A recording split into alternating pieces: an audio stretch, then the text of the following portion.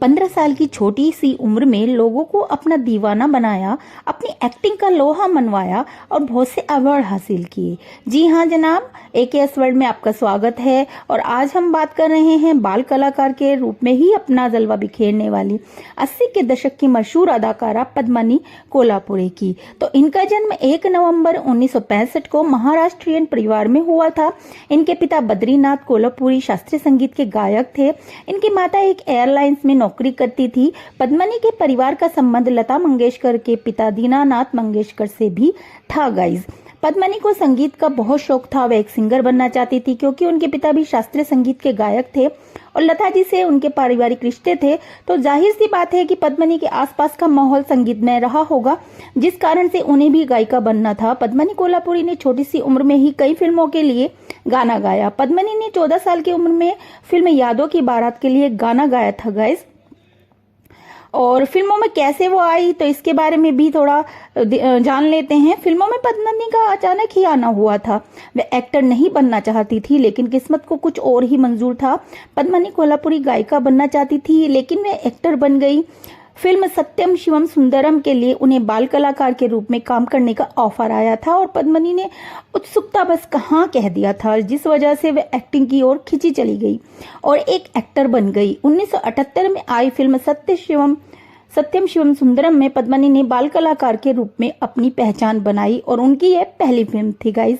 इस फिल्म से उन्होंने डेब्यू किया था। पद्मिनी फिल्म साजन बिना ससुराल और थोड़ी सी बेवफाई में भी बाल कलाकार के रूप में नजर आई। पद्मिनी कोल्हापुरी हर तरह के किरदार निभाने के लिए जानी जाती हैं। वे हर रोल को करने के लिए हमेशा तैयार रहती थी, चाहे वह बोल्ड सीन हो या फिर अडल्ट। हर किरदार को पद्मिनी बहुत अच्छी तरह से निभाती थी। वह अपने किरदार में पूरी तरह खो जाती थी। यह कहना गलत नहीं होगा कि पद्मिनी जिस रोल को निभाती थी उसमें जान डाल देती थी। पद्मिनी की 15 साल की उम्र में आई फिल्म गहराइयां, उसमें एक ऐसा सीन शूट किया गया था कि उस समय देखने वालों की आंखें खुली की खुली रह गई थी।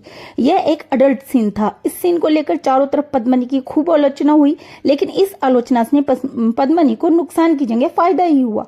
यह फिल्म हिट साबित हुई पद्मिनी की। जब यह फिल्म हिट हो गई तो वह खुद बहुत ज्यादा प्रभावित हुई। उन्हें लगा कि ऑडियंस को इसी तरह के सीन पसंद आते हैं, तो इसी को आगे जारी रखते हुए पद्मिनी ने अपनी अगली फिल्म में 7 से 8 मिनट तक का रेप सीन शूट करवाया था, परंतु इससे पद्मिनी की छवि काफी धूमिल सी हो गई। उनके ऊपर अडल्ट एक्ट्रेस का ठप्पा सा लग गया।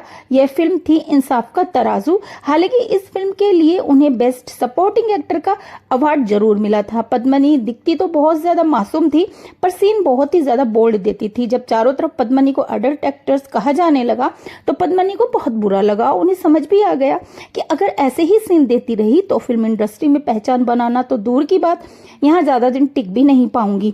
फिर उन्होंने इस तरीके के सीन से किनारा कर लिया और भारतीय परिधान में आ गई।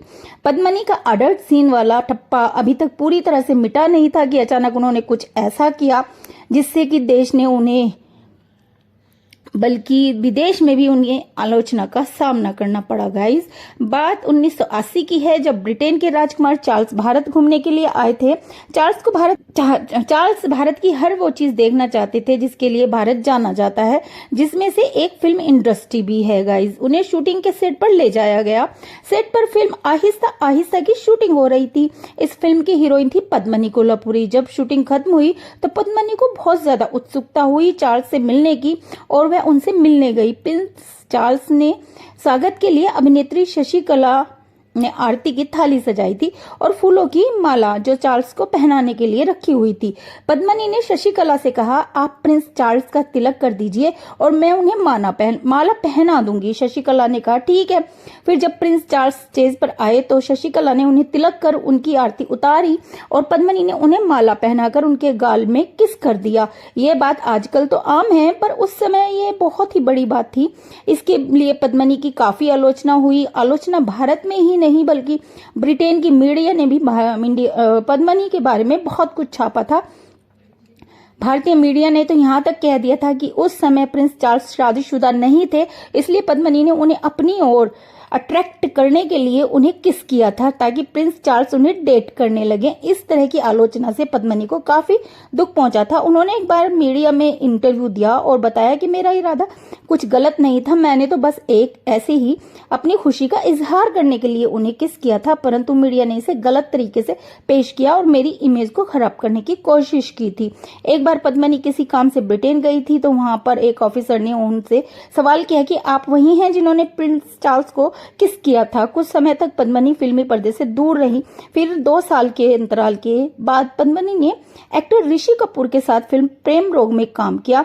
उस समय पद्मिनी की उम्र सिर्फ 17 साल की थी गाइस। फिल्म औसत रही लेकिन पद्मिनी के काम की तारीफ हुई। इसी फिल्म के लिए पद्मिनी को पहला फिल्म फेयर सर्वश्रेष्ठ अभिनेत्री का अवार्ड मिला गाइस।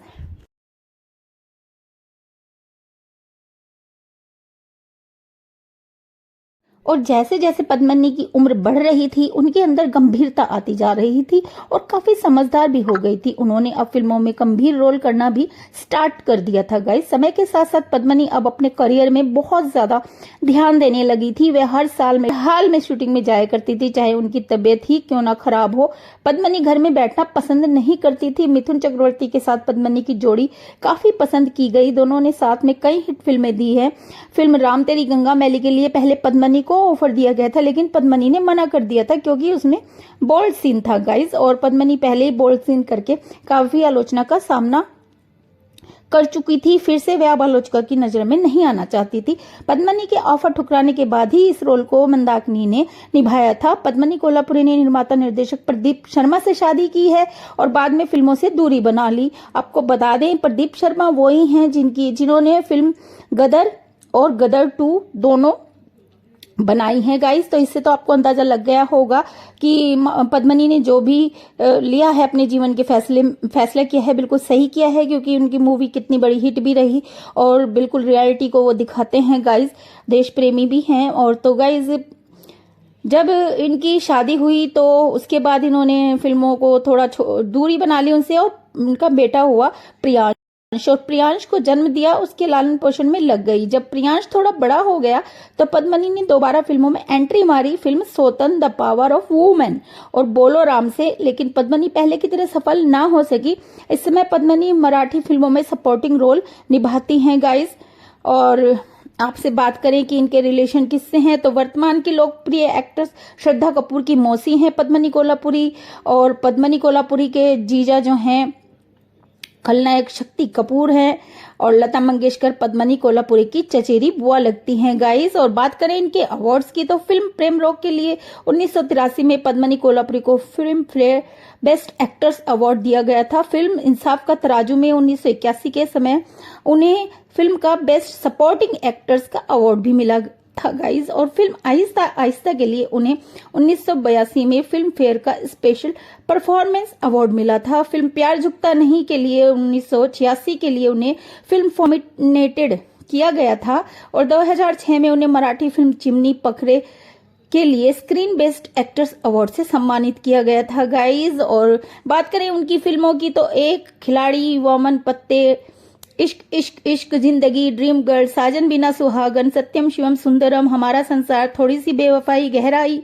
इंसाफ का तराजू, दोस्त दुश्मन, आहिस्ता आहिस्ता, जमाने को दिखाना है, प्रेम रोग, विधाता, स्टार, खुशनसीब, तेरी मांग सितारों से भर दूंगा, स्वामी दादा, लवर, मजदूर, सोतन व 7 दिन, बेकरार, ये इश्क नहीं आसान, नया कदम, एक नई पहेली, शीशे का घर, हम है लाजवाब, प्यार झुकता नहीं, आज का दौर, रही बादल गए, प्यारी बहना, इंसाफ मैं करूंगा, बेवफाई, पत्थर दिल, 2 दिलों की दास्तान, ऐसा प्यार कहाँ, स्वर्ग से सुंदर और गाइस प्यार किया है प्यार करेंगे। काफी फिल्में हैं माध्यम समय में ये गाइस। और आग का दरिया, कुर्बानी, दाना पानी, रॉकफोर्ड, मंथन, बहुत ज्यादा फिल्में हैं, बचपन एक प्यार, धोखा, पानीपत और प्रवास। तो गाइस इस तरह से पद्मिनी कोल्हापुरी जो हैं काफी हिट हीरोइन रही हैं, टॉप की हीरोइन रही हैं और उनका मासूम चेहरा अपनी तरफ अट्रैक्ट कर सकता है हर किसी को। हमने काफी मूवी देखी हैं और यशोमती मैया से बोले नंदलाला जो उनका सॉन्ग है काफी फेमस हुआ और बात करें पद्मिनी कोल्हापुर की, वर्तमान में वो क्या कर रही हैं? अब अपने सिंगिंग करियर पर भी बहुत ध्यान दे रही हैं। वो पिछले दिनों हम हिंदुस्तानी गाना लेकर आई, जिसके लिए 15 सिंगर्स एक्टर्स ने अपनी आवाज दी है। उन्होंने 15 हस्तियों को ऑन बोर्ड लाने के साथ अपनी बुआ लता मंगेशकर के बारे में भी काफी कुछ कहा है गाइज। और उन्होंने कहा है, मेरे बेटे प्रियांक शर्मा के पास जब ये गाना आया तब इसमें बहुत मेलोडी और दिल को छू लेने वाली लाइनें लगी, जबकि इससे लेखक और कंपोजर नए हैं इसके, लेकिन प्रियांक ने उसी समय तय किया कि यह गाना जरूर करूंगा। प्रियांक और उनके पार्टनर पारस ने सोचा कि यह गाना सबके लिए है, तब क्यों ना इसके लिए सबका सपोर्ट ले। लता मंगेशकर और उन्होंने बताया कि कैसे लता जी को उन्होंने तैयार किया गाइज। और जब पूछा गया उनसे कि क्या आपकी सगी बुआ लगती हैं लता जी, तो उन्होंने कहा, मेरी सगी बुआ तो नहीं है, लता जी मेरे पिताजी के सगे मामा की बेटी हैं, इस तरह मेरी कजिन बुआ हैं। पार्टी फंक्शन में क्या हम तो उनके घर पर मिलते हैं, बचपन को लेकर अब तक उनके संपर्क में हूँ, सो उनके साथ की बहुत सारी यादें हैं बचपन की।